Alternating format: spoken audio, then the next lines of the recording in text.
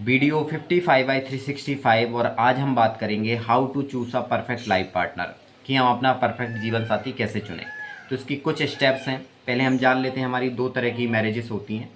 एक होती है लव मैरिज, जो जो लड़का है या लड़की है वो किसी मतलब एक दोनों का वो पसंद से वो शादी होती है, इसे बोलते हैं हम लव मैरिज। एक होती है अरेंज मैरिज, जो किसी के द्वारा अरेंज कराई जाती है, खासकर फैमिली के द्वारा, इसे बोलते हैं हम अरेंज मैरिज।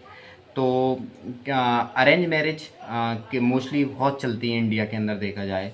तो उसमें क्या रहता है, लड़का हो या लड़की दोनों को एक दूसरे को पसंद करना होता है। तो ऐसी हम कौन सी चीज़ें एक दूसरे से पूछें ताकि हमारी बहुत सारी कम समय में बहुत सारी चीज़ें बड़ी क्लियर हो जाएं और हमारा रिश्ता एक ऐसा ना हो कि फिर वही वाली बात, मैं कहाँ आके फंस गया या लड़का या लड़की बोले। तो दोनों की देखो, हर व्यक्ति अपनी अपनी जगह सही होता है, मैं ये मानता हूँ कि, लेकिन उसको अगर सही लाइफ पार्टनर नहीं मिलेगा, दोनों की आइडियोलॉजीज अगर नहीं मैच खाएंगी तो कैसे काम हो पाएगा।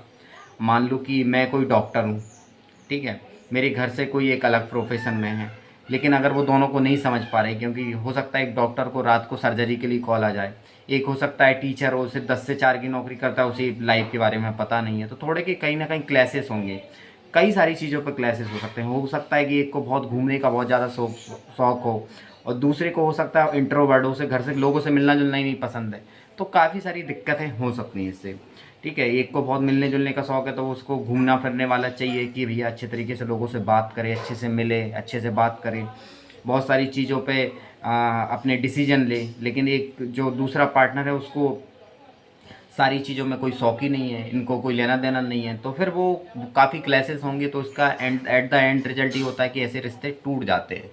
ठीक है, या फिर इन रिश्तों में बहुत लड़ झगड़ के वो रिश्ता चलता है, तो इसका असर कहीं ना कहीं बच्चों पे पड़ता है, तो फिर बहुत सारी समस्याओं का सामना करना पड़ता है। ठीक है, एट द एंड वो रिश्ता परफेक्ट रिश्ता हम उसको नहीं कहेंगे।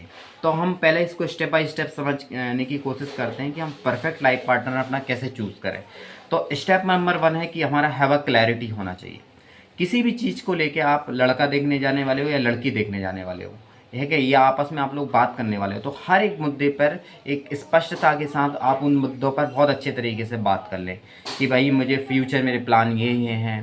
ठीक है, मैं ये चाहता हूँ, मैं नौकरी करनी चाहती, मैं लड़की को अगर नौकरी करनी है, ठीक है, क्या है, वो सारी चीज़ें आप डिस्कस कर लें। अपनी फैमिली बैकग्राउंड के बारे में बहुत अच्छी तरीके से डिस्कस कर लें कि क्या है, किस तरह से आपकी फैमिलीज़ के कुछ रीति रिवाज हैं वो किस तरह से होते हैं।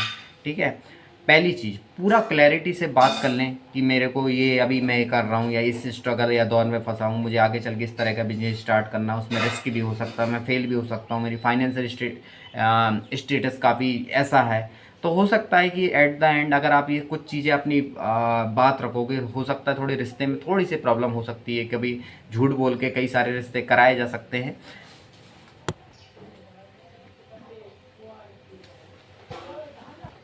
और स्टेप नंबर 2 है हमारा बहुत क्लियर कि लुक्स के पीछे आप ना भागें। मतलब लुक्स के पीछे ना भागें। देखो मोस्टली जो मैरिजेस होती हैं वो होती हैं कि भाई जो पार्टनर है थोड़ा गुड लुकिंग हो, ठीक है, अच्छा दिखे, ठीक है, हैंडसम हो, लड़का लड़की से एक्सपेक्टेशन करते बहुत ज़्यादा खूबसूरत हो। तो इन सब चीज़ों के पीछे ना भागें। मेरे हिसाब से अपनी प्रायोरिटीज़ बड़े पहले क्लियर कर लें आप। ठीक है, कि आप क्या चाहते हैं। लुक्स के पीछे भागने से कई सारे दुष्परिणाम हो सकते हैं, ठीक है, वो आपको शायद बहुत अच्छे तरीके से पता होंगे। और तीसरा है कि अपना फाइनेंशियल स्टेटस पूरा क्लियर बता के रखें कि भाई ये मेरे पास है, अगर आपके ये मेरे शौक हैं, ये वाली चीज़ें मैं बाद में मैं आपको करा पाऊँगा। तो इससे क्या होगा कि आपकी सारी चीज़ें, हो सकता है कि आपको शुरुआत में किसी को भी आप ये बताएं तो थोड़ा सुनने में प्रॉब्लम प्रॉब्लम हो सकती है, पर ऐसे रिश्ते बहुत लंबे समय तक चलते हैं।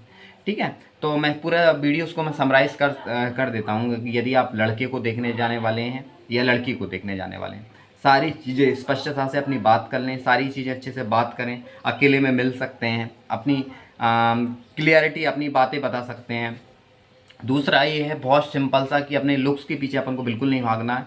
हो सकता है कि क्योंकि आपको उस व्यक्ति के साथ हमेशा साथ में रहना है, आपको अच्छा बुरा सब कुछ उसका देखना है कि नहीं। तो फिर मतलब कि उसमें कोई लुक्स का कोई इसमें सवाल ही पैदा नहीं हो सकता है कि नहीं। और तीसरा ये है कि देखो, तीसरा ये है कि सारी फाइनेंशियल स्टेटस आप बता के रखें।